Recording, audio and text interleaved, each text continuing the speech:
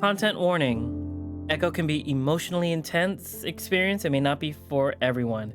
Echo contains themes of adult nature, including violence, torture, drug usage, and harsh language. Viewer discretion is advised. Carl still looks confused after Flynn and I came out to the car without Daxton. Where's Dude Man? I make a show of buckling my seatbelt. We'll talk about it after your interview. What? He's not coming? He's the guy who knows the guy who runs the place. Yeah, well, you weren't gonna bring him inside with you anyway. Carl stares at the dashboard as I back out, pretending to be distracted so I can muster up something reassuring. You know, Carl, you should talk about some of your art while you're there. I hear it's good look like you have a passion, especially one that's tangentially related to what you do. Be honest, I have no clue what sort of skills you need at a print shop. I look in my rearview mirror at the Ram, who still isn't saying anything. Hopefully not many. By the way, Flynn. Flynn's nostrils flare as if he's bracing himself. The big lizard had to back his seat up all the way to give himself enough legroom in the tiny sedan. I need to stop by City Hall before, well, before we do the thing. Why? He responds with a wiry dryness. I need to scan some of the photos to the thumb drive. I forgot to do it when I was there last. I know where everything is. Shouldn't take more than 10 minutes. Yeah, okay. I got my keycard in my wallet. Flynn scratches his groin idly, looking out the window as we pass the diner. I'm kind of surprised he didn't protest more. Carl stays quiet as we drive through the rest of Echo, and I swerve to avoid all the potholes. He swerves to avoid all the potholes. As I'm merging into... Oh, I'm driving. As I'm merging into the highway, Flynn speaks up.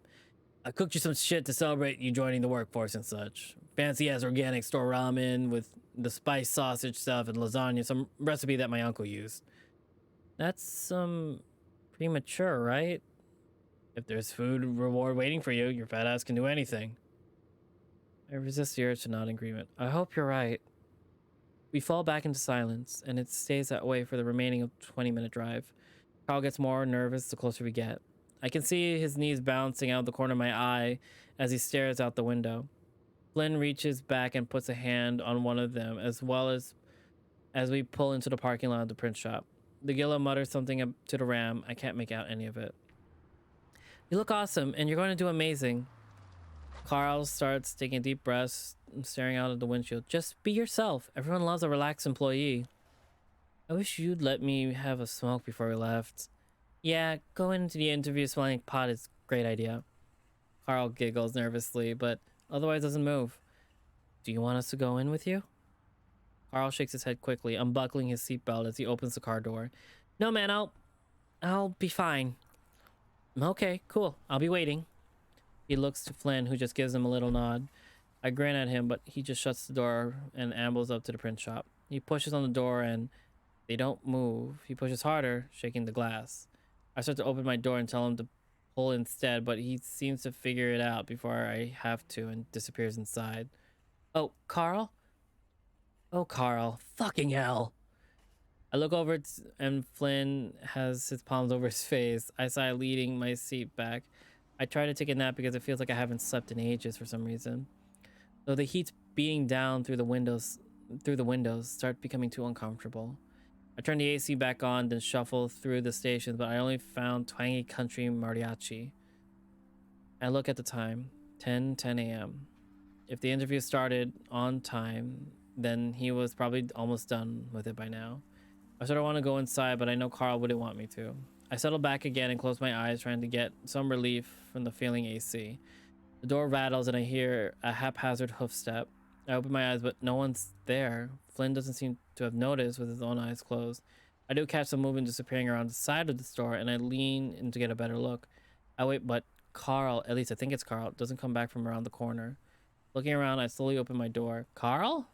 Flynn awakens with a start, looking around some. He out yet? Nothing. Carl! I yell it, but he doesn't come out.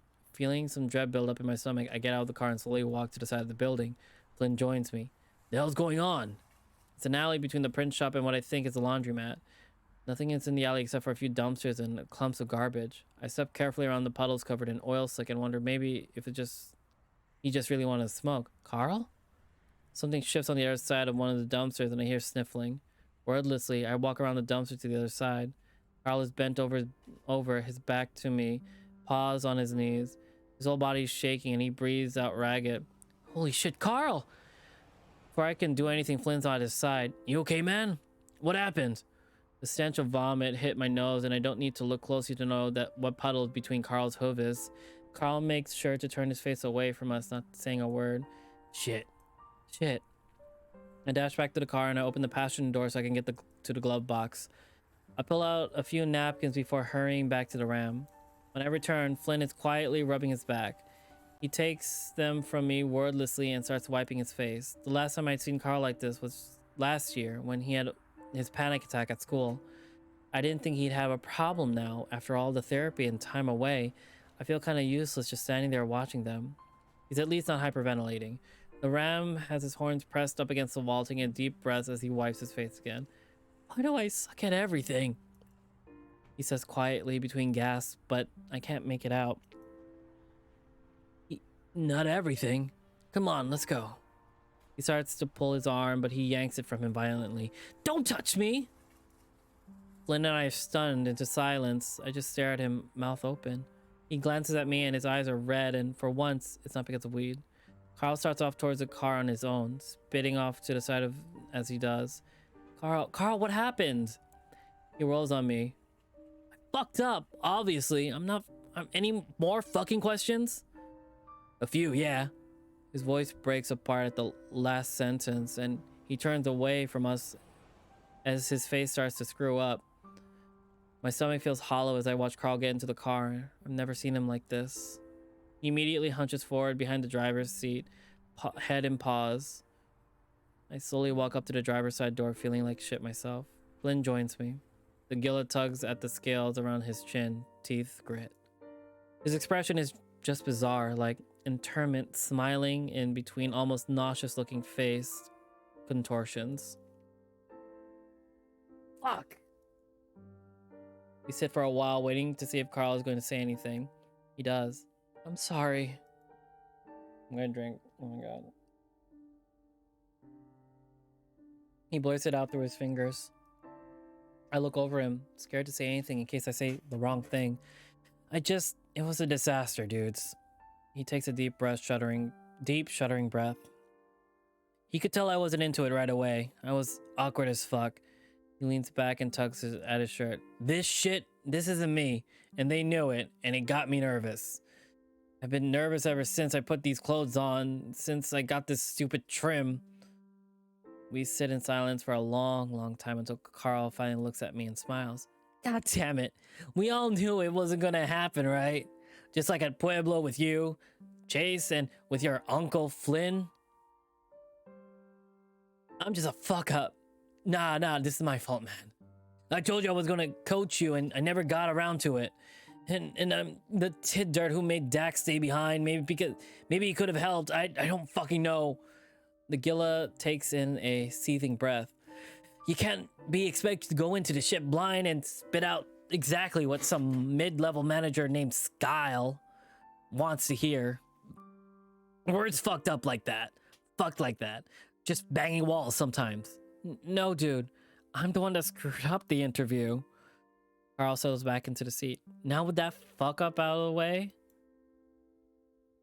I sigh, looking out at the hazy horizon in the direction of where I know Echo is.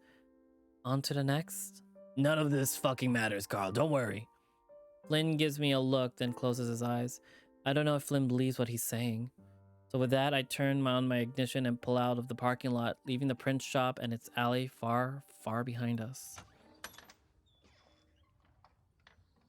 It's quieter inside. Not that I expected any noise or anything, but still. Flynn's desk looks pretty clean, except for a stack of documents labeled March 1st County Code Amendment Board Review. Upon closer inspection, there also appears to be a book propped up against his monitor. Municipal Economic Development. Free market solutions for public problems. A sticky note attached to the front with flowery cursive handwriting states, Read this. Read this. I hear Flynn step up beside me, seeming to notice my gawking. He doesn't say anything, though. Instead, he just walks over to the computer chair and takes a seat. Carl ambles in after him. If I didn't know any better, I'd think he was high, judging from how puffy his red eyes are. You don't actually come inside here too often, do you, Carl? Carl shakes his head. Still really weird that you're a secretary. Carl half mumbles. Clerk. Flynn rests his elbows on the desk, rubbing his fingers together. You know, elections are coming up here soon. There's a few positions up for grabs. He looks at Carl, and it takes a few seconds for Carl to look back and get the meaning. That's cool, I guess.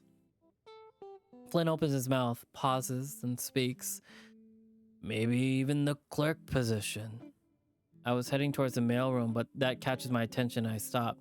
What? Do you think you'll be, like, voted out? Flynn shrugs. I might not run.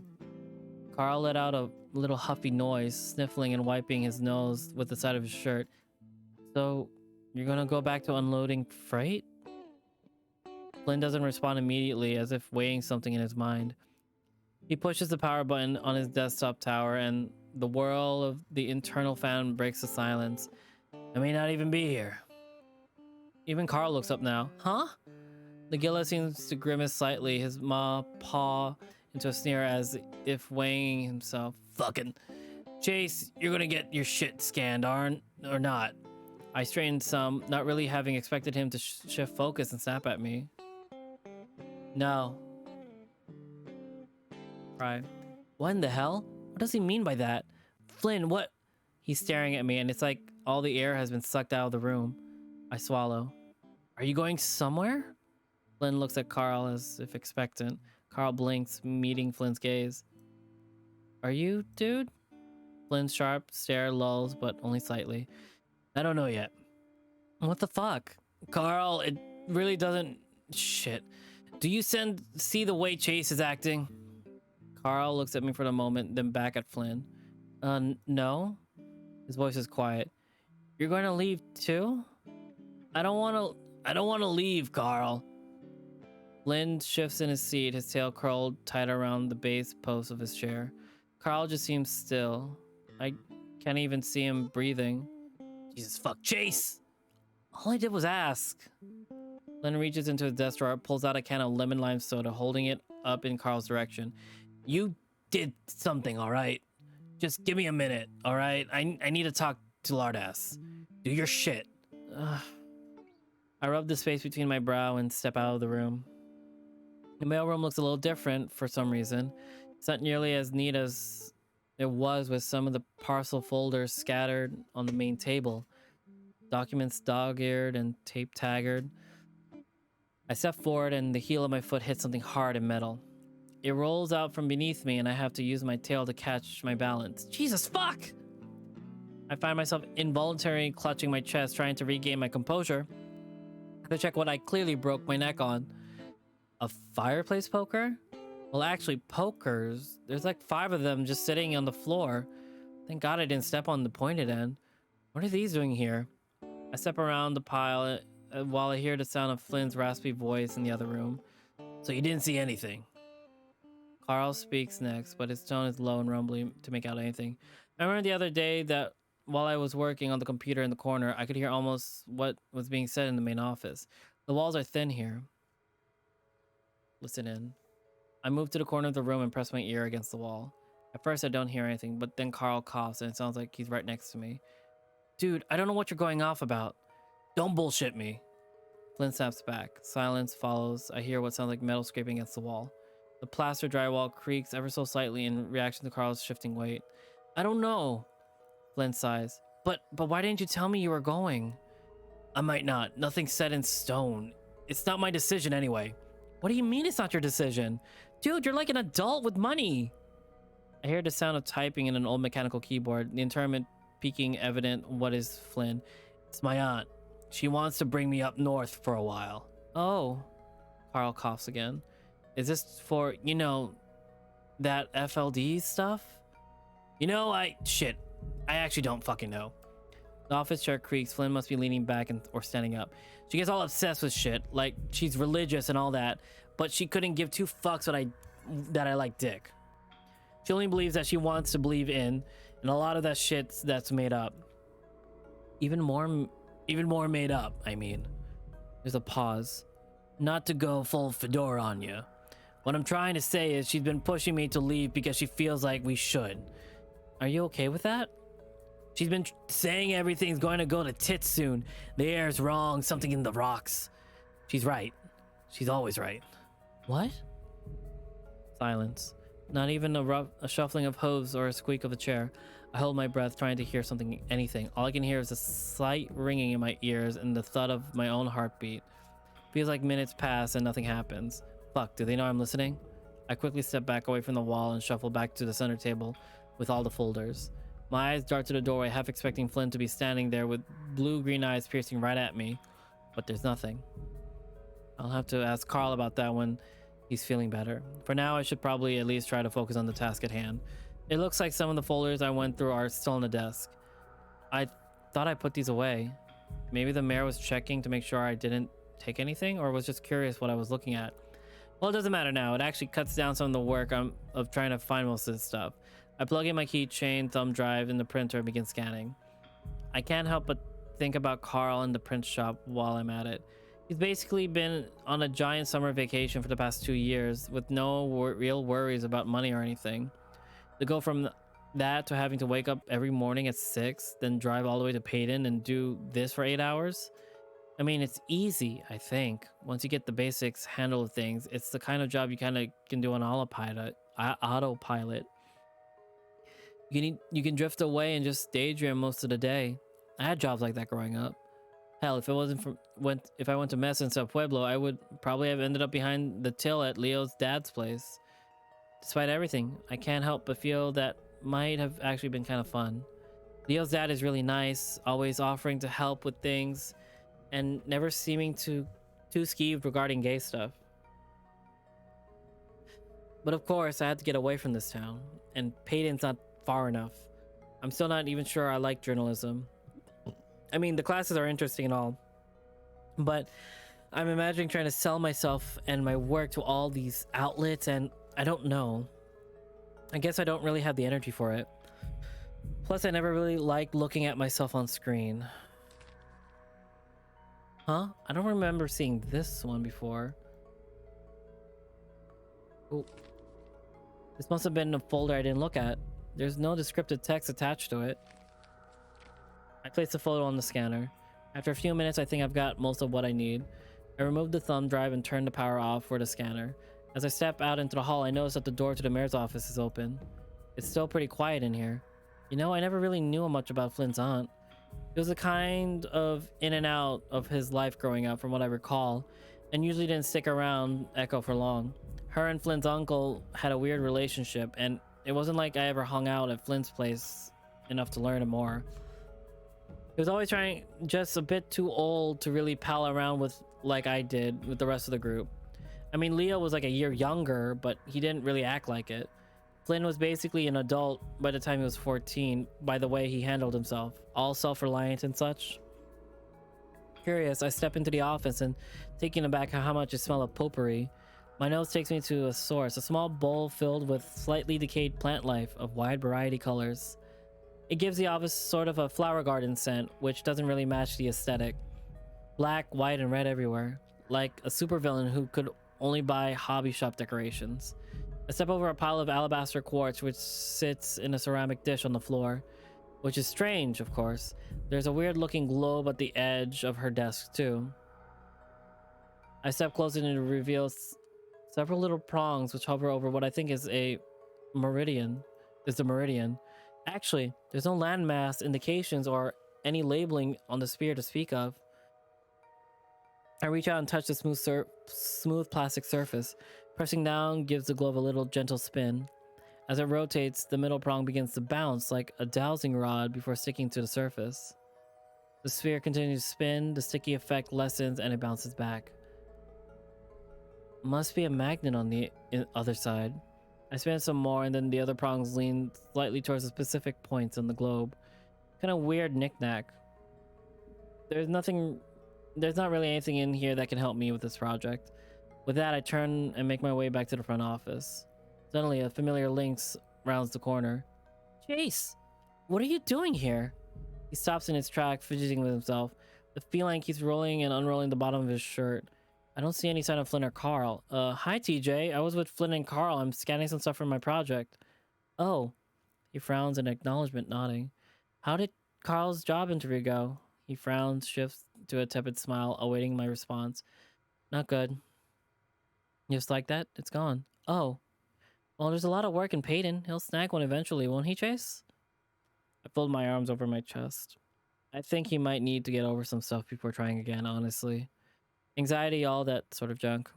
TJ nods. Weren't you going hiking? TJ glances to the side, seeming to eye each open doorway with a sense of wariness. Flynn texted me and said he wanted to talk. You know, about what happened at the lake. I blink. And you agreed? My voice comes a little bit more surprised than I intended to. Again, TJ nods. TJ, you don't have to... It's my decision, Chase. I want to help. I sort of knew this was coming when I came back. And I know it hurts Flynn. Despite the words, TJ doesn't look remotely confident, the links shifting restlessly. But I didn't know that you would be here, though. I don't know exactly how to respond to that. So I pull up my phone and tap away, giving the links an understanding nod. Sort of the Carl maneuver, I guess.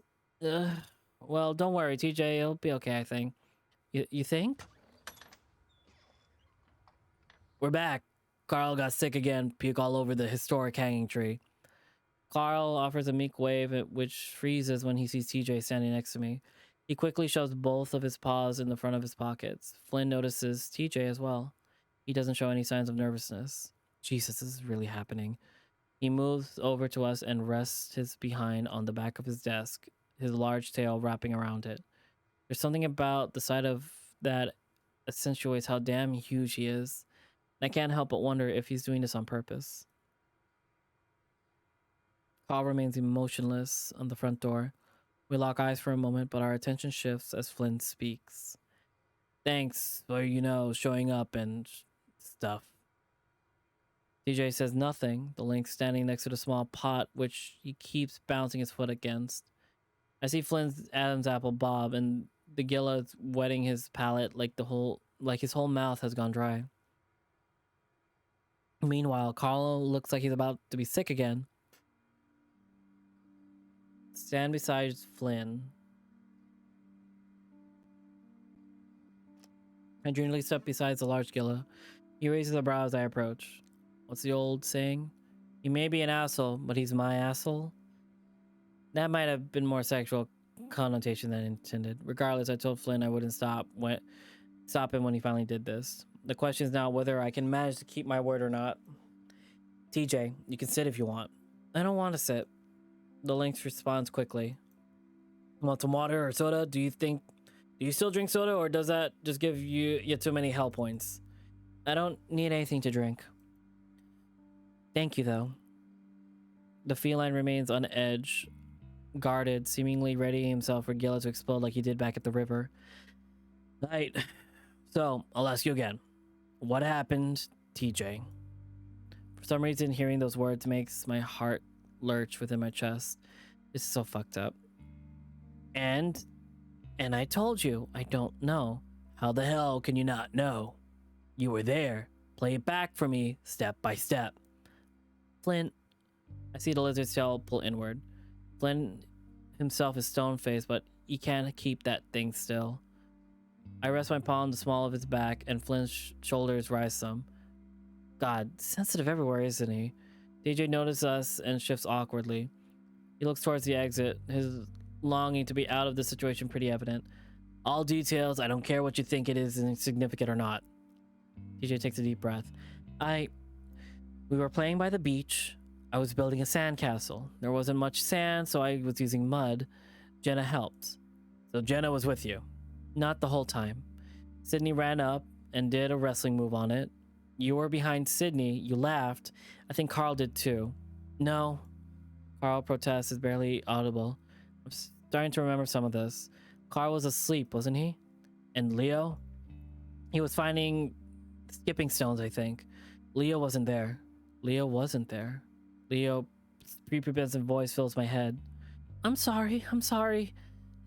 His language skills weren't great, so he just stumbled through a sobbed apology. I promise protecting all of you from now on. Jace was... He looks over to me for a moment. Yeah, he caught up with me after I ran off. Flynn, you were there for this part. You remember all of this. I remember Jenna coming up and yelling at me about Sydney. You were the one who told him to destroy my sandcastle. Flynn's eyes narrows. This isn't about your stupid fucking sandcastle. TJ crosses his arms over his stomach as if hugging himself. Sid's dead. What happened? I see TJ's legs start to shake some beneath him. I have to stop this. Flynn, enough. The Gila looks at me, his eyes a little wider. What? This isn't going anywhere. You're just making it awkward. Fucking what? You're just I don't give a fucking shit if it makes you a little uncomfy, like... You're all goddamn adults, and I'm sure all your expensive therapists told you to talk about it, so talk about it. Chase caught up with me. All eyes back to TJ. He kept asking where Leo was. Then he ran off. Flynn looks to me. I couldn't find him. Someone's knocking on the door. What are you doing? Jenna marches in with her phone and grasps, seeming to ignore everyone else in the room but the Gila. Flynn grits his teeth, swearing under his breath. This is absolutely better be the scene of you apologizing. Her gaze finally shifts to the rest of us. Judging by her expression and our faces, I think she's able to quickly discern that it's not the case. You are completely out of line. Jenna, not now. TJ came here on his own You're disgusting, you know that? You get pleasure out of toying with people? You always have no matter how much it hurts them. She stands at the center of all of us, speaking in a clear, solid tone. It doesn't seem to matter that she's over a foot half smaller than Flynn. Like I was saying, TJ came here on his own accord. The others can vouch that. There's only so much that can be of his own accord. When you've been harassing him with text messages all week. Sydney was my best friend. I'm fucking entitled to know what happened. You are entitled to nothing. Jenna retorts quickly, speaking in a tone that as sharp as a knife. The room goes quiet. Jenna glares in a not wavering from Flynn, who's looking at the floor now. Finally, she speaks again. It would be best if you just left now, Flynn. You're in my office. Your office? She lets out a quick, exasperated breath. You are a receptionist at a publicly funded city hall for a town of barely 50 people. You need to get over yourself. Leo, I hate this. Flynn. I hate this. I really hate this. Flynn stands straight up. What? You know what? The wolf seems to put himself between the Gila and TJ. Flynn just blinks, holding up the flats of his large hands. I'm not going to hit him. Jesus shit fucking Christ. Suddenly he looks straight at Carl. I told you. It's a goddamn conspiracy. Jenna lets out a disgruntled noise. Is that what you think? It couldn't possibly be your track record of manipulative, self-centered, downright mean-spirited behavior? Flynn clenches a fist. Y'all are so fucking quick to damn me. All I want to know is the truth. I feel Flynn's arm bristle against my own. It's like what happened at the river all fucking over again. I lean closer to him, replying back. I know. The truth is that Sydney had an accident and died. And you are completely unable to accept that. You are not the only person who has lost someone. Your way of making yourself feel better is by bringing everyone else down with you? That's unacceptable. You can't let it go, can you? Just a total control freak who thinks they know what's best for who deserves what.